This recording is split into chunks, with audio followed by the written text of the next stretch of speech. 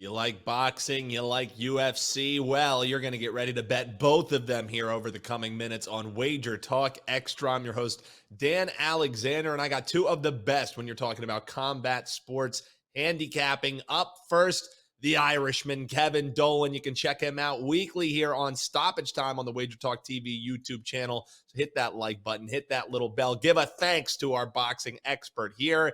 And let's start off with some women's boxing, Kev. Jessica McCaskill taking on Sandy Ryan. How are we attacking this one, brother?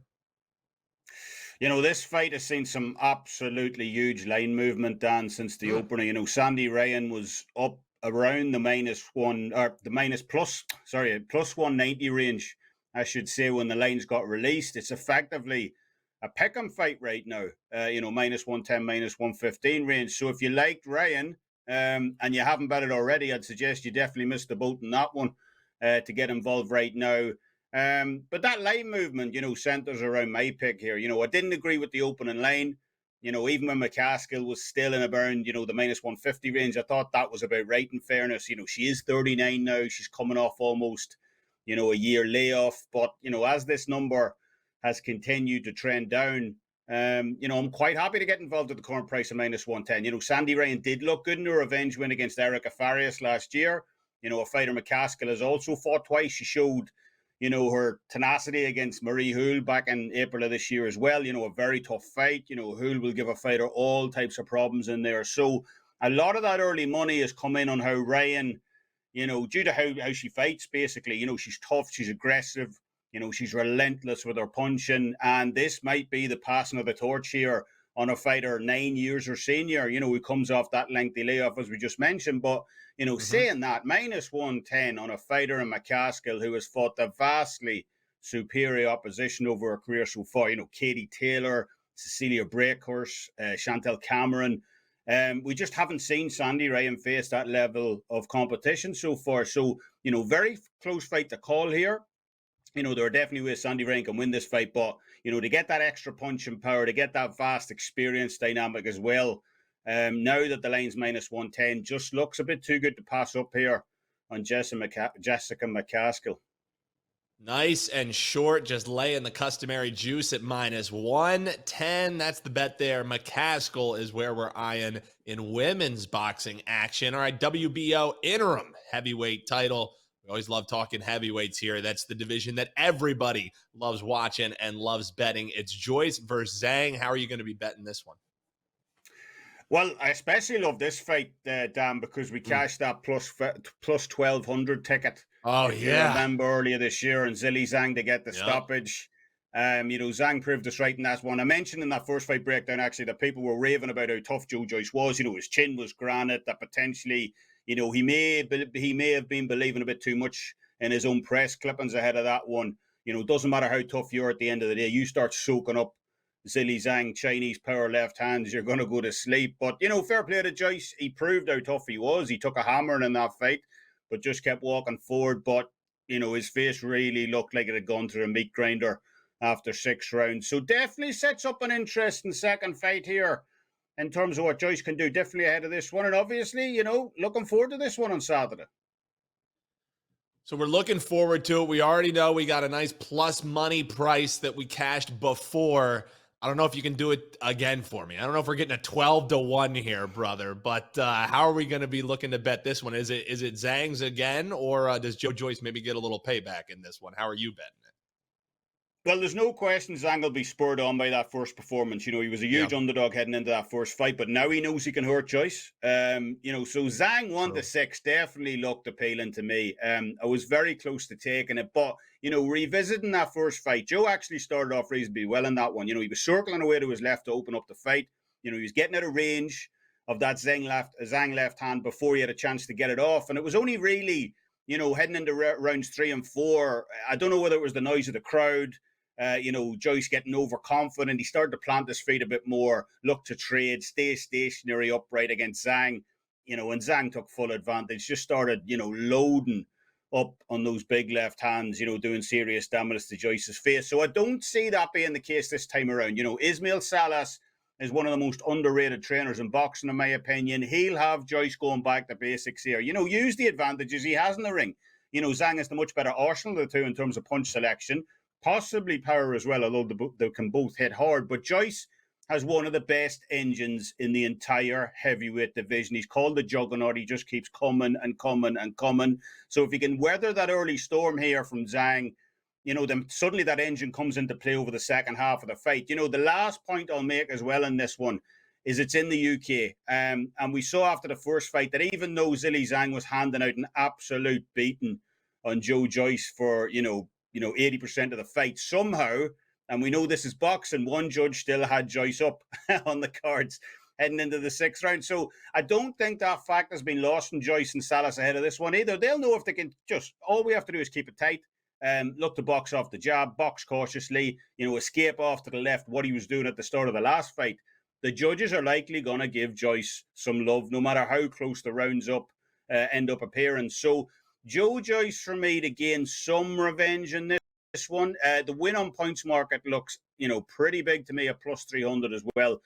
Possible that Joyce might wear Zhang out late, get a late stoppage, or even Zhang repeats, 1-6 as we said at the start. But for me, Joyce to win this one by decision, box a lot smarter behind that jab, offers the most value for me at plus 300 this weekend. That's Kevin Dolan. Does the number 135, 92, and 5 mean anything to you? Well, it should, because that's what Kevin has put together in college football. He's got a 5%er rocking there. 8 and 2 mean anything to you? That's the soccer run that my man Kevin Dolan is on, and he's got a 5% Europa League play up now. Check it out at wt.buzz/KD. And if you want to check him out elsewhere here on the channel, make sure you're subscribed and you never miss stoppage time here, right? Getting you ready to go for some soccer action. Kevin Dolan alongside Pavlos Lagoretos, Nick Borman, and Carmine Bianco. More reason than ever to make sure you're subscribed. We're going to step aside real quick, and then coming back on the other side, Kyle Anthony. We got you ready in the ring. We'll get you ready in the octagon right after this here on Wager Talk. You're all ready to go in the ring, so let's talk the octagon with the best man to do it. That's my guy, Kyle Anthony. If you want to profit betting MMA, you check him out over at WagerTalk.com. Also, the free plays we've been giving out to the folks here on WagerTalk Extra haven't done too damn bad either, so we appreciate you tuning in. If you appreciate the work Kyle does, hit that like button, hit subscribe below as a thanks for us. Let's get right into it with this UFC Fight Night main event. It's 12-2 going up against 22-2 in the main event. So some strong fighters here that will be free on your television. How are we going to be betting this one? Yeah, so we got Rafael Fiziev. He's minus 150 on the comeback here. You've got Mateusz Gamrot plus 125. Now, Fiziev, elite level striker, top of the heap striker, absolutely fantastic, great kicking arsenal. On the other side, you've got Mateusz Gamrot, who is going to be chain wrestling, looking for the takedowns, looking for that control time. And that's what this is really going to be. It's really going to be a striker versus matcher type of matchup. And the big question here is, can Gamrot keep Fiziev down? Can he keep him down? Can he control him? Can he utilize some of that chain wrestling? And that's going to be the issue here. Now, the first part here, you look at Gamrot, he's got a 31% takedown success rate. Now, that's a little skewed just because of the fact that Gamrot is really more of a chain wrestler. He's going to continually push. If he misses the first one, he misses the second one, he misses the third one, he's going to at least try to push you up against the fence, go for the 5th takedown, go for this. He will just keep pushing for it. That's his path.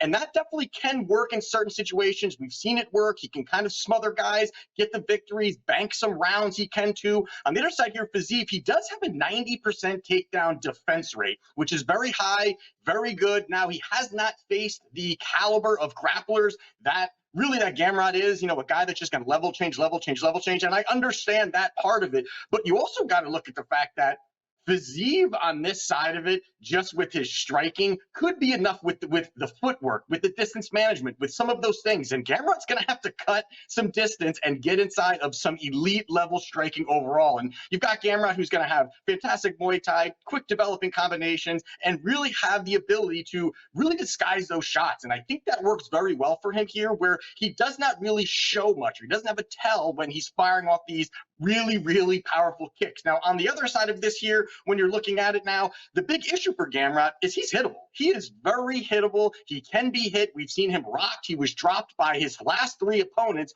all dropped him, all rocked him, and they do not have the striking credentials of Fiziev. And I think that's going to be a big issue here. He's got basic striking. He's very tunnel vision when he's looking for these takedowns. He will cut distance. He will allow some shots to be hit there. He does not have, defensively sound when it comes to on the stand-up. Now, again, if you get these takedowns, it's going to be a different story. But early, I expect some fireworks from Fiziev overall. And then you even look at the last, Fiziev had a 6-fight winning streak, and then he lost to Justin Gaethje. Now, that has that loss has aged very well. Gaethje ended up knocking out Poirier after that. So, yes, it's a different type of a fight, but it shows he belongs. Now, on the other side, again, Gamrot, over his last 3 fights, he arguably lost all 3 of them. Now, he ended up fighting Arman Sarukian. This was a fight here where he did win. Most people probably thought that he lost. Very, very close fight. Then he fought Beneil Dariush, got dominated and dropped by Dariush. And then he fought Jalen Turner most recently in a split decision, where a fight that I think that Turner actually won the fight. So this is a spot here where I do like Fiziev. I think that the -150 is short. I think that he has the ability to go out and really put it on him in that first and second round. Yes, there could be cardio issues, but I think he's going to really put it on him in that first or second round. Either way, I like Fiziev getting the job done, -150.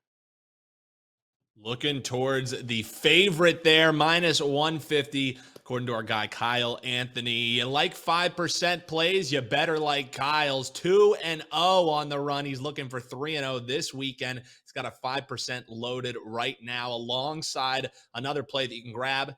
You think that should be a little bit more than $20? No, it's under $20. Check that out over at our man's page, wt.buzz/KA. That's the quickest way to get there. But don't go there before hearing this second fight breakdown. Jourdain versus Ramos. How are we betting this one, Kyle?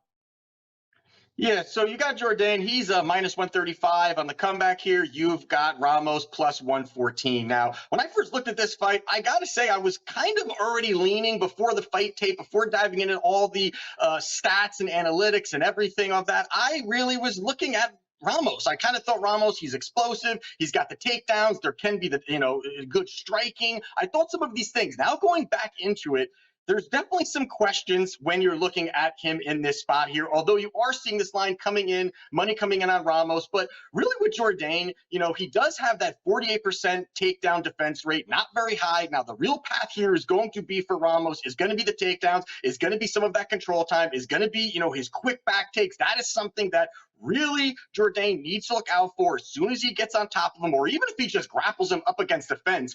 Just how quickly Ramos can get to the back, slide to the back, smooth transitions really, really well. And that's going to be home for him early in this fight if he can keep doing that. Now, the big issue here for me when I was diving in the tape was going to be the cardio issues for Ramos. I think it is really bad. I think the first round, round and a half, maybe more first round, he's pretty good. He can move around. He looks very quick. He has, some explosiveness, athleticism to him as well, too. He does have some of those things, but it ticks off big time, way big time. And for a guy that does not absorb punches very well, he just does not show that when he takes a shot. Nobody likes to get punched, but boy, does he not really take that very well at all. And on the other side of it, really, it's just he can decline with the takedowns. And if he can't get the takedowns, he can't get the control time, and he can't do those things, a guy like Charles Jourdain really, really goes the other way. This guy puts pedal to the metal right out the gate, will not stop, will push forward. That's going to be how he weaponizes his cardio, how he can keep pushing the pace,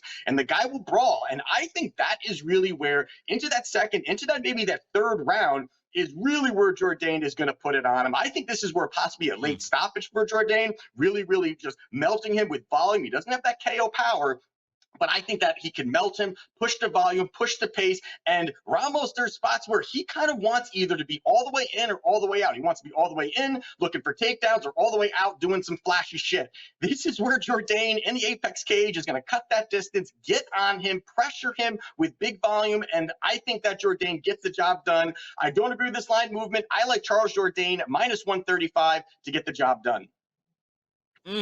We always get flashy shit out of my man Kyle Anthony here on WagerTalk Extra. A rare double favorite out of you. Love the breakdowns, though. You got Kyle's thoughts on the board here. So hop below in the comments and let us know what you're betting in UFC action. And when you're done with that, head on over to WagerTalk.com and grab the 5% play.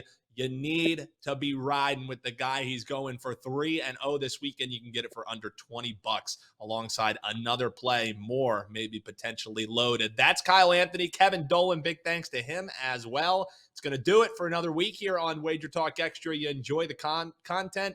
Make sure that you hit that like button. Hit that subscribe button as well. We got Bet on It. We got college football today. We got First Pitch. We got all the tools you need to bet all the sports you love. Only a click away here at WagerTalk TV.